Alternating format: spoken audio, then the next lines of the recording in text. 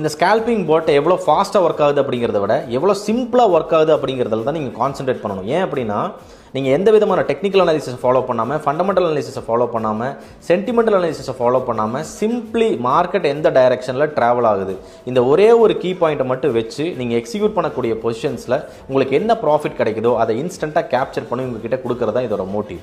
For example, இப்போ நான் வந்து லைவ் மார்க்கெட்டில் உங்ககிட்ட ஒரு ட்ரேட் எக்ஸிக்யூட் பண்ணி காட்டுறேன். இப்போ நான் எந்த விதமான டேட்டாஸையும் நான் கலெக்ட் பண்ணல, சிம்பிளி நான் சார்ட்டை ஓப்பன் பண்ணுறேன். இப்போ சார்ட்டை ஓப்பன் பண்ணும்போது நம்மளுக்கு வந்து என்ன தெரியுது அப்படின்னு பார்த்தீங்கன்னா, மார்க்கெட் வந்து ஒரு செல் டைரெக்ஷனில் இருக்கிறது மட்டும் தெரியுது. மற்றபடி நான் வேறு எந்த விதமான டேட்டாஸையுமே நான் கலெக்ட் பண்ணல. லாங்கர் டைம் ஃப்ரேமில் பார்த்தாலும் இதுதான் தெரியுது, ஷார்ட்டர் டைம் ஃப்ரேமில் பார்த்தாலும் மார்க்கெட் வந்து செல் டைரெக்ஷனில் இருக்கிற மாதிரி தான் தெரியுது. ஸோ கொஞ்ச நேரம் நம்ம என்ன பண்ணலாம் அப்படின்னா, இந்த பர்டிகுலர் டைரெக்ஷன் கண்டினியூ ஆகுதா அப்படிங்கிறத நம்ம செக் பண்ணலாம்.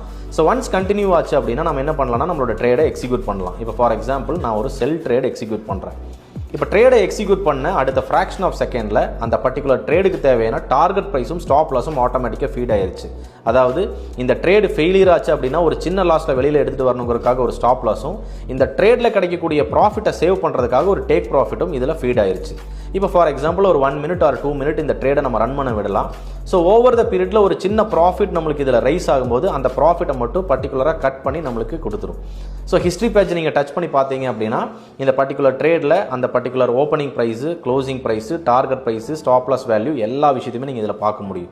ஸோ நீங்கள் ஓப்பன் பண்ணக்கூடிய ஒரு ட்ரேட்ஸையுமே ரொம்ப சேஃப்டியாக கிடைக்கக்கூடிய சின்ன சின்ன ப்ராஃபிட்ஸை இன்ஸ்டண்ட்டாக கட் பண்ணி கொடுக்கறது தான் இதோட மோட்டிவ்.